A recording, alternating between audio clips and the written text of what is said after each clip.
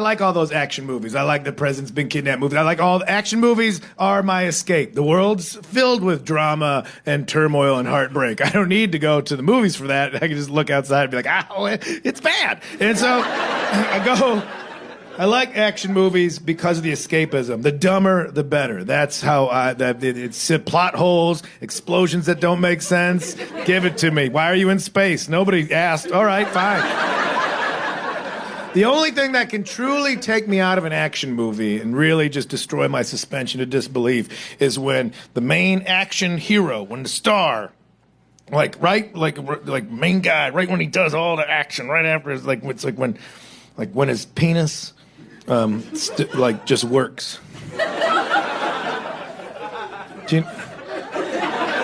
Okay. Like whenever he wants it to, just.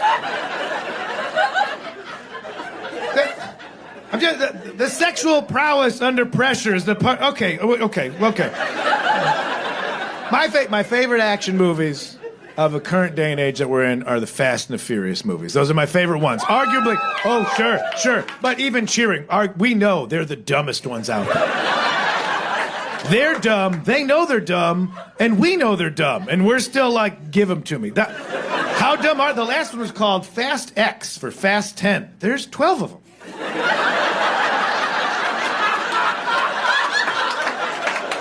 They're like, it's Fast 10. Like, aren't there 12? They're like, shut up, dummy. I'm like, yeah, okay, fine, it's fine. The guys that die in one just show back up. They don't even say why. They're just like, hey. They're like, oh, I thought you. Yeah. Like,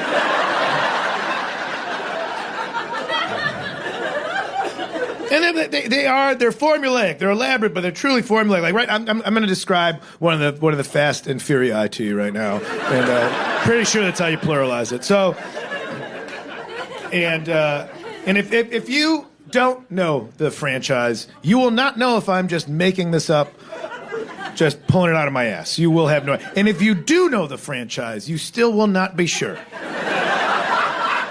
because they just blend into one long Camaro explosion. But say we'll choose anyone from like in the middle. So let's say like 3 to 8. Let's say anywhere in there. You never know what it's going to be. They've already done their first heist. They've established themselves. They've got their millions. This rapscallion crew of Honda Civic jockeys. They've made a few bucks and now they're in different parts of the world, just enjoying their life. We really did it. Nothing can go wrong now. And that's when just a representative from the U.S. government comes in like, we need this crack team of DVD player thieves. When that was relevant, we're the USA, strongest military in the world. Never mind about the Navy SEALs, but we're the strongest military in the world. That's part of the training now. We let puppies lick their toes, and if they crack, they're out. But right now, outside of the best, strongest, big dick military in the world, none of them know how to drive manual. So we really need you guys. We need you, bunch of Corona sipping degenerates, to help us out. What had happened? It's just a group of international terrorists. It's international now. They can't be from a country because that's problematic. But it's still terrorism, but it's very diverse. Who are these terrorists? I don't know. That guy's Cuban. I think he's gay. Whatever. They're all over the place. They're all over the place now. They've stolen the nuclear codes. It's always the codes. It's never the bots, the codes. Apparently somebody's just writing them down in a notebook and just leaving them in a backpack at Starbucks. They always get the codes. It's just somebody like, all right, I got my keys, I got my wallet, chapstick. Oh, my JanSport full of nuclear codes. I can't believe I left it on the bus. So, the terrorists have stolen nuclear codes. They've hidden them in a Lamborghini. That's right, hide something. They've hidden them in a Lamborghini. Tastefully colored? No, it's orange. Bright orange Lamborghini. And they've stashed it on top of the bad guy's skyscraper. That's where I'd put it. You can't put it in the garage. It'll get scratched. So There's a bright orange Lamborghini full of nuclear codes on top of a heavily protected skyscraper in a country that we will not name because this movie needs to make money everywhere. So, what did I tell you? You know, you got to feel. So that's on you guys now to help us because our military can't do it. And they're like, all right, assemble. All right, who? Well, let's first. Who do we have in our team that might have like a connection? A guy who knows a guy who knows a guy who might have like just a special Lamborghini lifting helicopter. And then just out of the shadows comes former hip hop star Ludacris. Oh, sure. Of course. Can you imagine it being someone else other than Ludacris? I am convinced Ludacris does not know he's in these movies. I think Ludacris, he shows up wearing the clothes he was gonna wear anyway. And they just convince him to say a few key phrases. What? Lamborghini lived in a helicopter. Got it, that's it. And they call him Ludacris half the time, I'm pretty sure. I don't know his character names like Dave or Lugnut, I don't know, but... Like, all right, so Luda, shit. Oh, should we cut? Because I called them like, nope, we already blew the budget on special effects. Just keep going. But somehow they get Ludacris to say, yeah, I got a guy. And they're like, all right, cool. And so that's it. We're like, oh, we're like only 20 minutes in the movie. Short and sweet. They cracked the case, you know. So special Lamborghini lifting helicopters coming over the horizon, you know, just approaching. And it's a unique looking helicopter. And bad guy skyscrapers over here. But it's a skyscraper. They got a vantage point with elevation. They're like, that looks like a particular kind of helicopter. Maybe one specifically designed for picking up Lamborghinis full of nuclear codes. And then the bad guys are like, well, should we double check? Like, where are the bad guys? And they just shoot it down. They just shoot it down right there. And you're 25 minutes into the movie, like, well, oh no, what are we gonna do? That was the plan. And so now we gotta go back to the clubhouse where everybody's hanging out. And we're like, all right, well, that plan, that was our one shot. So now we got to go the real unorthodox, maybe something like with math and science and engineering. Do we have somebody in our group with like that kind of brain, that analytical thinking that could like figure out some way with engineering to get the car out there? Oh, yeah, former model Tyrese, of course. Of course, when I think of engineering mastermind, I think of Tyrese. Tyrese, I believe, is reading the script just below the camera at all times.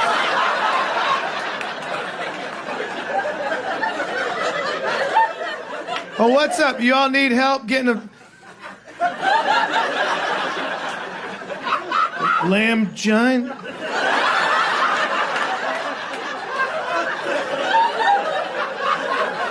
That says Lamgina, man. That's how it's spelled. Oh. Y'all need to get a Lamborghini off a building. And then they just cut to a whiteboard with a lot of shapes and numbers on it. And he just goes, there. You know, like that's... They just had some intern run in, just make geometric shapes and put some math on there. And that's when Tyree's like, well, if you drive it fast enough off the edge of the building and you could just fly it away on account of a Lamborghini has the doors that do this. It's got doors like this. Well, if you get enough speed, it could actually travel non-traditionally. That sounds like Back to the Future. Shut up, man. And so if you got enough speed... All right, so that's the plan. We'll fly the Lamborghini. To where? Okay, well, I guess we could just, like, get a short-term lease on a good guy skyscraper across the street. We'll just roll in with some cash, talk to the landlord. According to Tyrese's calculations, we really only need floors 8 through 13. We really only need those. Given the trajectory of his math, that's where the Lamborghini should crash into. So we'll get a short-term lease there. Absolutely, short-term lease. All right, but now we have to execute this plan. Who do we have amongst our crew that is brave enough, that is strong enough, that is bald and dumb enough? We all know who it is. My man Vincent Diesel. That's who's coming in there. Vincent Diesel. My man Dominic Toretto. I just go by Vincent these days. He hears him talking about, he scoots out from underneath some hot rod that's blowing up in every movie. Every movie, that car just fucking explodes at the end, and the next one starts with him like, Apparently all you need is like a 5/8 wrench to be like, back in action. He scoots out with a totally clean tank top and just stands up like, I'll do it. He's only got 5 lines. And he rolls in there. He gets the bad guy skyscraper. He just starts at the bottom, just indiscriminately just kills, shoots him, shoots this guy. Gets to one floor, like, we're just a call center. What's happening? No witnesses. Shoots him.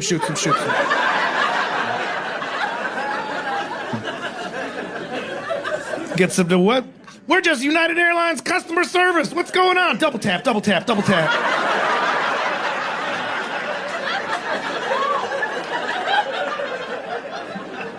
I gotta fly them tomorrow.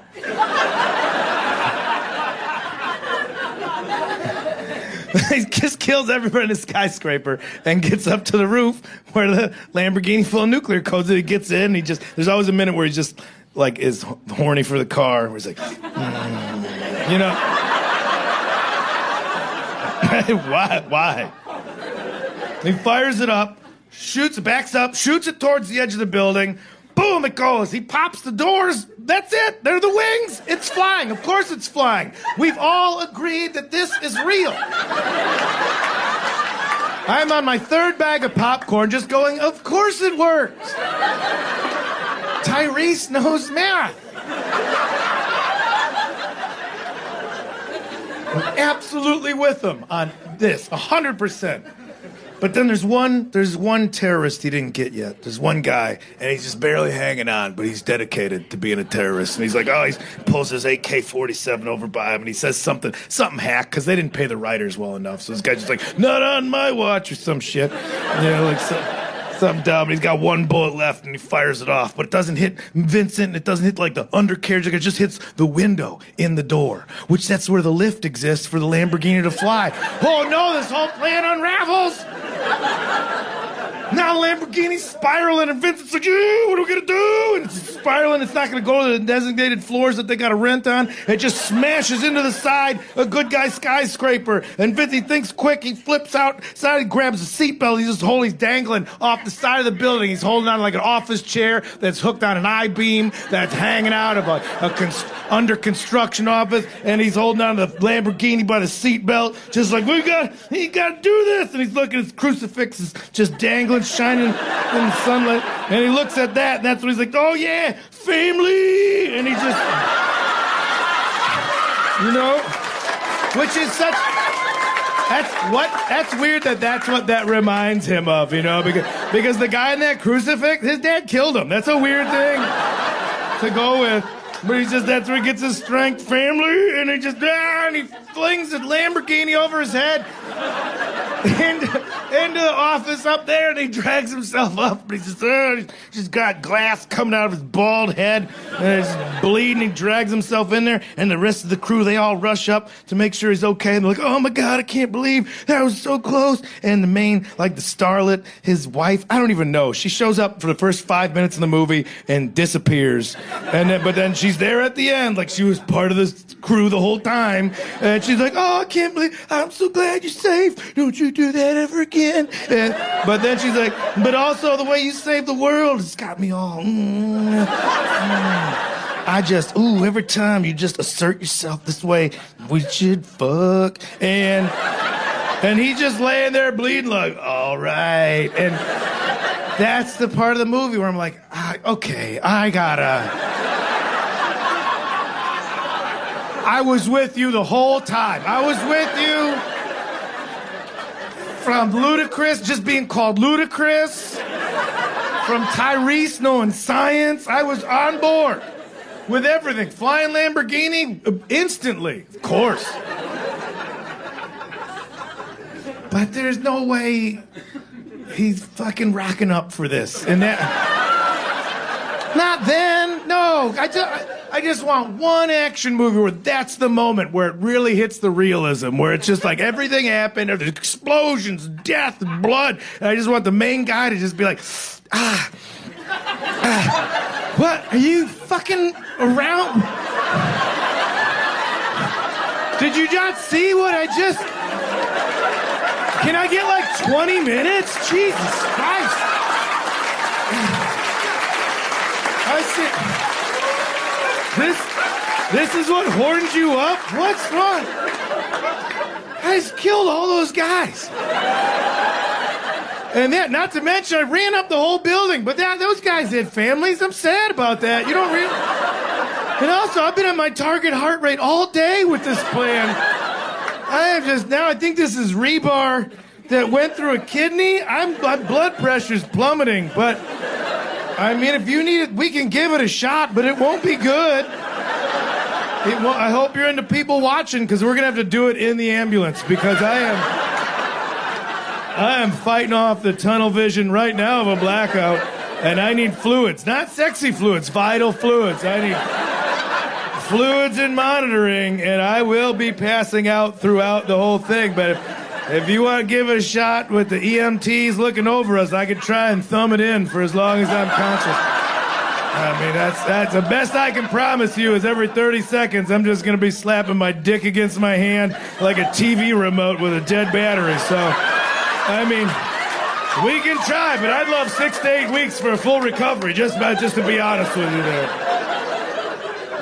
So that's... Just give me an ounce of reality, Fast and Furious. We didn't get a cat. House came with a cat. We were just there. There's a cat. Yeah, it was out. We weren't even sure the cat was real at first because it was fucked up. Look at it. There was some real Pet Cemetery action. Covered scrub brush and just it's missing some ear. Had like David Bowie eyes, you know. What are you looking at? Everything? Nothing? What's going on with you? They always just appear from around structures at first. There's always one of these.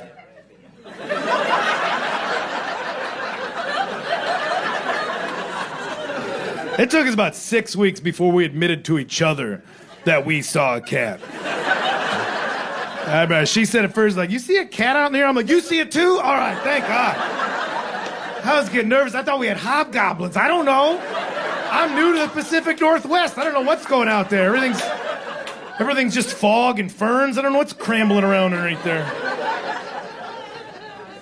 So the cat seemed like it was like friendly. It wasn't like friendly, but it was like hanging around us enough.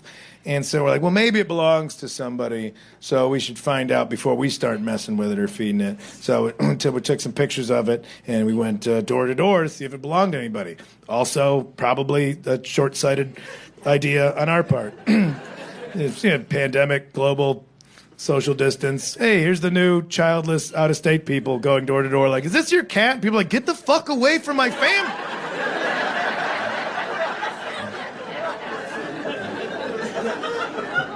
Yeah, you're right. Yeah. The old guy next door answered the door, but the chain's still on the door. He was just like, oh, that cat? That's nobody's cat. No. That cat there, that cat belonged to the earth. Yeah. That cat come up from the soil when the sun go down. And just roams amongst the mist, just eating dreams and shitting out nightmares. That's what that guy... Man, just say it's not your cat, old man, all right? I don't have time for folklore. I got other neighbors to harass.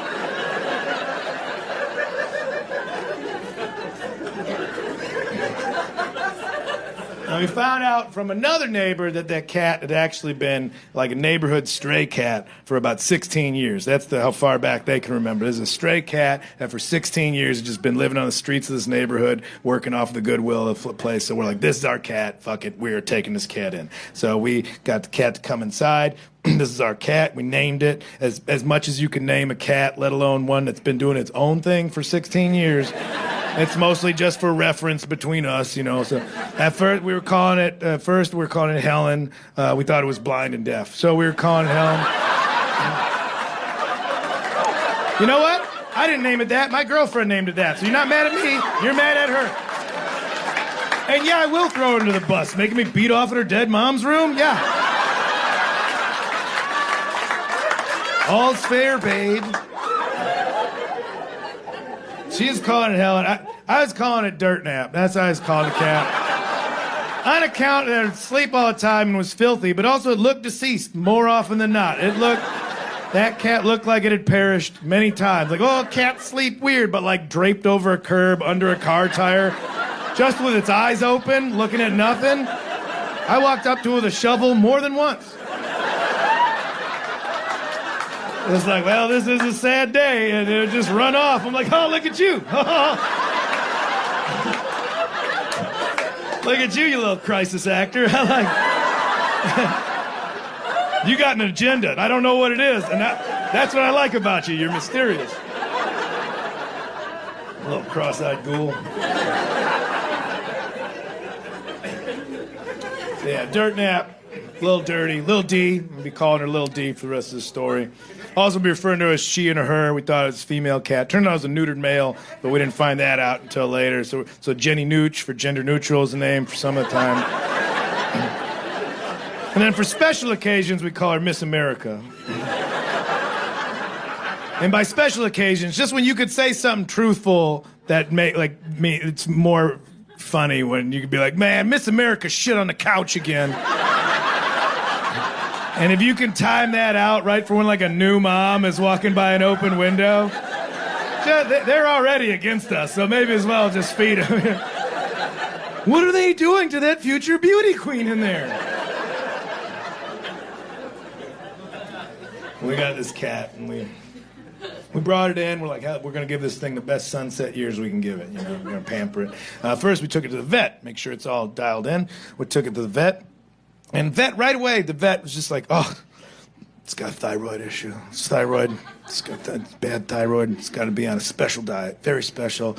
It's a prescription diet. There's prescription cat food out there. Why? Who's trying to get the cat food that's not, okay, man, hook me up. Hook me up with that Hill's prescription, man. Like 5 cats in a trench coat rolling in, like, hello, we're here to pick up for Mr. Meowser's. Trying to make that cat meth, dog. Come on, man, come on. This is a prescription. You can only get it from me. It's $70 a bag. I'm like, all right, you know what, man? Whew, I know it was middle pandemic, and I was all about the doctors and the scientists, but the veterinarians, I just think some of them, they know they got that giant gray area of your lack of knowledge that they can abuse about the animal care. Like, if you go to a doctor and you're like, my ankle hurts, and they're like, could be an ear infection. You're like, well, you're bad at your job. But you go to a veterinarian with this animal that you love but can't communicate with, and you're like, oh, what's wrong with my best friend, my little guy here? They can just say anything like, it's the alternator. And you're just like, yeah, I get it. You know what? That makes sense because his eyes were dimming in the morning. His eyes were dimming. That's a 2003 Calico with a lot of miles. Those are city miles. I thought the timing belt was going to go first, but okay, yeah. That makes sense. What are we running on those, huh? 1,500. No, okay. That's with labor? All right, yeah. Hey, listen, real quick on the side. Say we do this in cash. You got like a similar model out back that like you can part out or ethical reasons. Sure, no, say no more. Say no more. No, nobody's Frankenstein here. Nobody's Frankenstein. So you just got to believe him, you know? So I come home with a $70 bag of bullshit one day.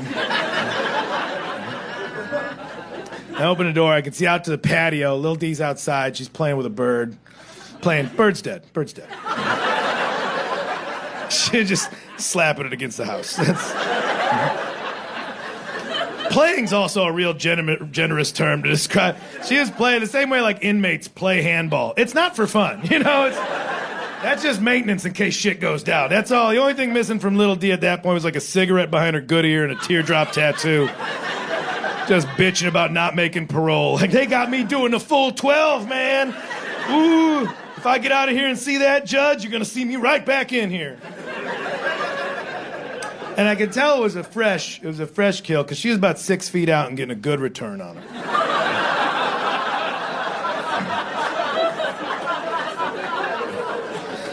So I come in with this food, just shaking it like, Lil D, I'm gonna save your life. Look at this. And she looks up because she can hear. It's selective, but she can hear. And she looks up. She knows it's food. She looks at the food, and then she looks at me and just puts it together. She's like, oh, you're gonna want me to eat that? Watch this. And then she just ate the bird. Like at me, like maintained eye contact, but ate the bird. And I know cats eat birds, but I was not ready. Like, I assumed it was gonna be messy, but with strategy. That's what I thought. Like, it's a whole bird. I thought it was gonna be like brutal, but with technique, getting to the soft part. Like the same way, like we've all had that night where we get bong rip stoned, just get a rotisserie chicken just for yourself. Those nights you get home, like, close the blinds and going elbows deep on this bitch. Like those kind of. That's what I thought I would have seen. What I saw and was not prepared for was the full-on David Blaine street magic disappearing act that she did on this bird. Just gone. Entire thing disappeared. One Forrest Gump feather just floating down for effect. Still looking at me like, What? Where did it? Is it in my pocket? Oh my God! Is it just gonna be alive over here? That is what you did. Is something special. I gotta call this vet back. And I rang him up right then and there, like, yeah, hey doc.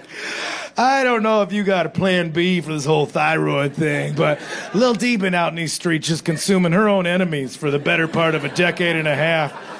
So if you got some alternatives, I'm all ears right now. And that's when the vet on the phone, he's like, oh, chicken baby food's totally acceptable for a thyroid issue, too. You can feed her chicken baby food. Oh, chicken baby food. Oh, the shit that's 50 cents a jar? You could have led with that, you fucking quack. So that's my life now when I'm not on the road. I'm just buying racks of chicken baby food. I'm just buying full, just cases of chicken baby food. And every morning that I'm at home, I gotta wake up and I gotta heat up a little jar of chicken baby food. Because now that we're an indoor cat, we got particular about temperature. So I gotta heat up this little jar of chicken baby food. And I throw up through my nose a little bit, just When we feed this to our human babies, you women are savages. I do that. And then I go, and then I clean out the litter pan, because these are the things you have to do when you let vermin live in your house. I go, and to get through the litter pan part, I just squat over it and pretend that I'm just an optimistic prospector, and this is my lucky day. Because it's the only way to get through sifting through that, is to sit there and be like, oh, I got a good feeling. That's a big one. That one's pure gold. Me and Ma don't have to live on the front. That's a poop. Okay, all right. Oh, look at this one coming downstream. Woo, boy, I'd take that to the bank. I'll buy the bank with that.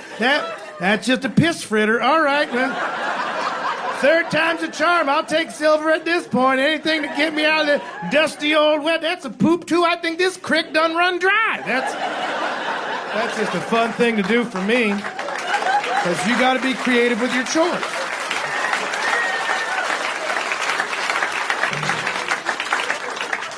Now, here's how this also bumped up against the neighbors. Is that where I live in Oregon, they take their recycling very seriously. And I'm happy about that. I'm mostly a hippie at this point. I like to see a recycling program that it actually at least looks like the stuff is going to go to where they tell me it's going to go.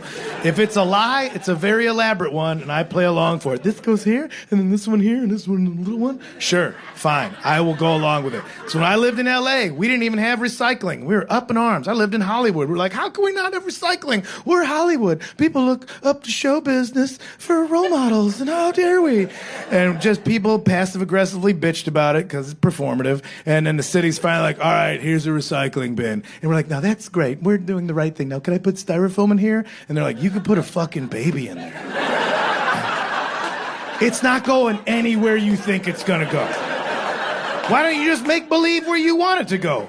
Just lie to yourself. That's what you're doing here anyway. Just make pretend. This one's for trash and this one makes porridge for orphanages. Just bullshit yourself. But now, in Oregon, God forbid, I get an envelope that's paper on the outside and bubble wrap on the inside. I gotta wait for the garbage man to see me from down the block, and I gotta do some elaborate 3-card Monty mime shit and be like, you'll never know if it's in the right one. And then I gotta run into the woods for the rest of the day. My glass items get their own little bright red tub. That's where glass goes for recycling. Bright red tub, no lid, open for judgment at the end of the driveway. My bright red tub of glass only has 2 types of glass in it every week. It is overflowing with only 2 types of glass. That would be baby food jars and liquor bottles. That is the only 2 types of glass. For 3 years, that's the only glass that's been out there. For 3 years, nobody has seen a child anywhere near my house.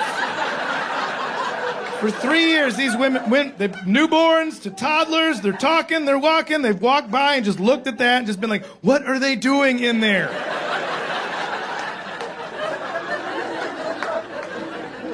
It is a matter of days right now before Family Services rolls through for a welfare check. And I'm going to be the one that's home during the day, just answering the door, just shirtless, drunk on account of the booze. Mr. Kinane, we just need to see the baby. I'm like, what baby? There's nothing. There ain't no baby in here. It's just me, shirtless, learning these ZZ Top songs. That's all it is. Like a baby, the only thing in here is a sharp-dressed man. Hold on a second. Let me tune up. What did I tell you about rewarding mediocre comedy? That was a test. You failed. No baby. Look around for a baby. If I had a baby, there'd be a baby crib. There'd be baby clothes. There'd be baby toys out in the yard. Come out in the yard. Look, you see any baby toys in the yard? I don't know baby toys in this yard. I don't know baby. The only thing you're finding in this yard maybe is like a bunch of little bones. And they're like, what? I'm like, oh, no. I got this cat, right? And it eats birds, but whole, like all at once. It eats a whole bird. And I know it could eat the birds, but where do the bones go? Because it eats the bones. What happens to the bones? It's eating bones. And you're scientists, and like, we're not. We just have clipboards. I'm like, same thing.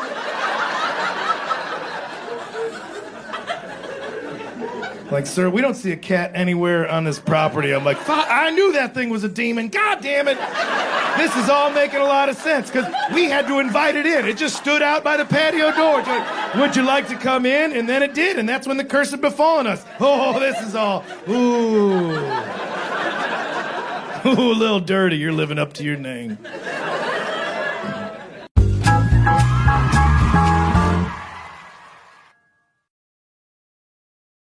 지방대표 졸업생입니다.